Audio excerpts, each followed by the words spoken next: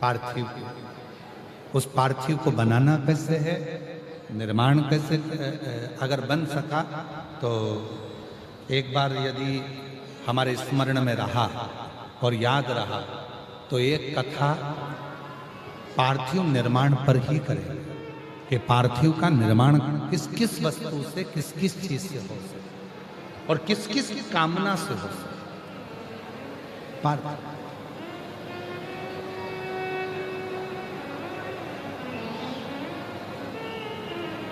पार्थिव का शिव महापुराण में भी वर्णन आता है। सफेद मिट्टी, लाल मिट्टी, पीली मिट्टी, काली मिट्टी, 4 तरह की अलग अलग मिट्टियों से पार्थिव लिंग का निर्माण होता है। शिव महापुराण में भी वर्णन आता है कि पार्थिव लिंग का निर्माण जब किया जाता है तो इस अपने हाथ को थाली में रखकर देख लो।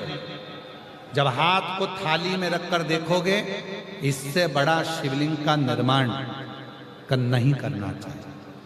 इससे जितना छोटा शिवलिंग बनाओगे उतना सुख है। अब कई लोग दिखावे में इतना बड़ा शिवलिंग बना लिया, इतना बड़ा पार्थिव शिवलिंग बना लिया, हमने इतना बड़ा शिवलिंग बनाया है, हमने इतना बड़ा शिवलिंग बनाया है। नहीं,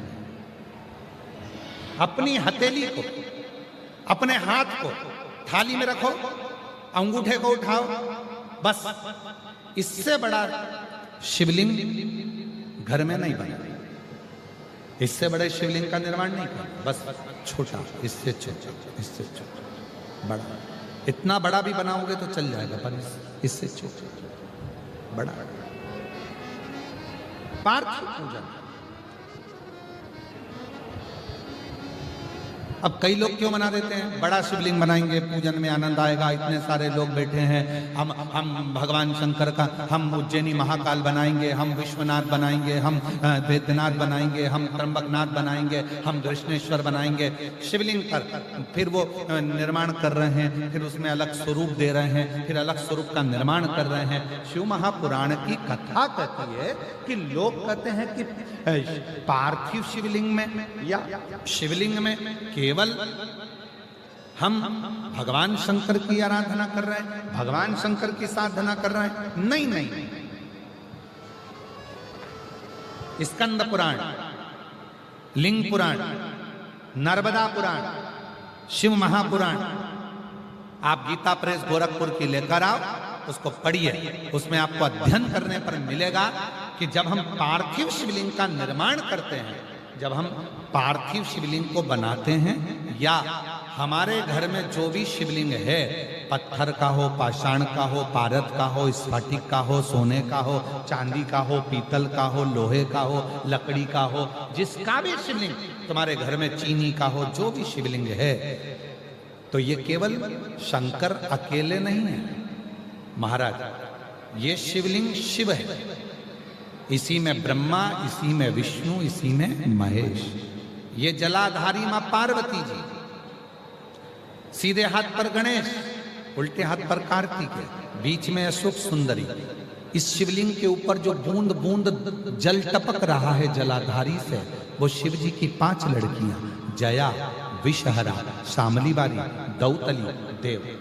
शंकर जी की 6ठी लड़की अशोक सुंदरी है। जहां शिवलिंग का पानी जितना मोटा जलाधारी होती है और पानी जो नीचे गिरता है, उतनी जगह 64 योगिनियां, देवी जी की 64 योगिनियां यही विराजती हैं। पानी निकलकर थाली में गया, पात्र में गया, चाहे बाहर गया, जितनी दूर तक वो पानी बहता है, उतनी दूर तक 33 कोटि देवता वहां पर विराजमान होते हैं। शंकर का जो शिवलिंग है, उस शिवलिंग के सबसे ऊपर का जो भाग है वो अष्ट सिद्धि, शिवलिंग के मध्य का जो भाग है नवनिधि। भगवान शंकर के शिवलिंग के पूरे स्वरूप में, शंकर भगवान के पूरी जलाधारी में, शंकर भगवान के पूरे स्वरूप में शंकर, इसीलिए हमारे सनातन धर्म में शंकर भगवान की जैसे ऊपर मूर्ति दिख रही तुमको, सबसे ऊपर देखो, जैसे शंकर जी की मूर्ति दिख रही है, समाधि में लीन है, नेत्र बंद है, भगवान शंकर की जटा है, हाथ है, छाती है, वक्षस्थल है, जंगा है। हमारे सनातन धर्म में उस मूर्ति से ज्यादा उसके नीचे जो शिवलिंग दिख रहा है तुम्हें काला कलर का, हमारे सनातन धर्म में मूर्ति से ज्यादा शिवलिंग की पूजन है। क्यों है? क्योंकि इस केवल अगर मूर्ति होती तो उसमें केवल शिव होते, और अगर शंकर का शिवलिंग है तो इसमें 33 कोटि देवता, अष्ट सिद्धि, नवनिधि, 64 योगिनी, 33 कोटि देवता, जगत जननी जगदम्बा, गणेश, कार्तिकेय, अशोक सुंदरी, जया, विषहरा, शामली बारी, दौतली, देव, ये सबके सब एक ही शिवलिंग में है। इसलिए हमारे सनातन में शिवलिंग की मूलता है। इसलिए हमारे सनातन में शंकर भगवान के शिवलिंग की प्रधानता है। हमारे सनातन धर्म में शिवलिंग की प्रधानता मानी गई है कि इसलिए भगवान, अगर हम तो यहां तक कहते हैं, जिन बेटा बेटी को अगर कोई सफलता नहीं मिल रही है, मेहनत को 4 गुना करो, परिश्रम 4 गुना करो, इधर उधर भटकना छोड़ो और मेहनत, अपना कर्म, अपनी मेहनत, अपना परिश्रम बढ़ाओ, और रोज शंकर भगवान के मंदिर में जाकर जब जल चढ़ाओ तो अपनी हथेली को शिवलिंग से थोड़ा सा लगाने का प्रयास करो। अष्ट सिद्धि, नवनिधि तुम्हारे घर में आना प्रारंभ हो जाती है। अष्ट सिद्धि हम क्यों कहते हैं? जल चढ़ाने जाओ, जल चढ़ाकर वापिस आओ तो थोड़ा सा जल घर लेकर आओ, दरवाजे पर छीटो। क्यों कहते हैं?